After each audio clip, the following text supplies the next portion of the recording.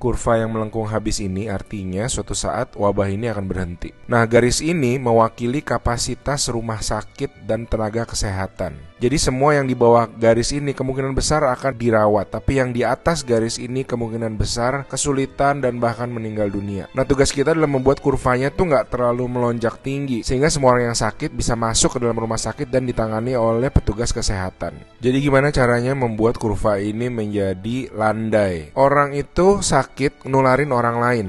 Nah, orang yang sudah sembuh, tubuhnya jadi punya imunitas, sehingga kemungkinan dia tertular lagi itu kecil atau hampir nggak ada. Sehingga caranya sebuah wabah apapun itu dari zaman dulu berhenti adalah ketika cukup banyak orang kena virusnya, lalu menjadi imun sehingga virusnya nggak bisa punya orang untuk ditularin lagi. Nah, kenapa selama ini kita perlu banget namanya social distancing atau ngejauhin diri? Animasi ini bagus banget. Ini contoh kalau semua orang bergerak bebas seperti biasa, nggak ada pikiran, semua tetap pergi konser, pergi jalan-jalan. Ini akan terjadi. Satu orang akan menularkan semua orang berbarengan, dan itu yang berbahaya. Seperti tadi kita ngelihat kurvanya ya. Pada akhirnya akan lewat dan pada akhirnya semua orang akan sembuh. Tapi karena kurvanya tinggi, banyak orang akan mati dalam prosesnya. Nah, yang terjadi di Cina dengan adanya lockdown, ditutup, membuat orang tidak sakit sekaligus berbarengan. Jadi kurvanya lebih landai kalau kalian lihat, sehingga memberi waktu untuk orang-orang menjadi sembuh dan akhirnya bisa melandaikan kurva. Nah, sekarang kita lihat kalau kita lakukan namanya social distancing, yaitu kalau nggak harus banget nggak usah pergi keluar, kalau nggak penting-penting banget nggak usah ketemu temen, nggak usah ada social function, semuanya ditunda dulu. Kita lihat apa yang terjadi.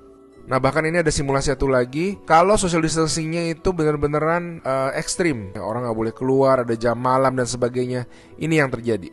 Kita lihat beda banget kan. Jadi ada orang yang akan tetap sakit, tapi mereka bisa masuk rumah sakit dan dirawat. Jadi teman-teman, please do your social distancing, stay at home, work from home, anywhere you can. Ada orang-orang yang nggak bisa, saya mengerti, tapi sebisa mungkin lakukanlah semuanya itu. A good way of doing it is to imagine that you do have the virus, yeah, and change your behavior so that you're not transmitting it.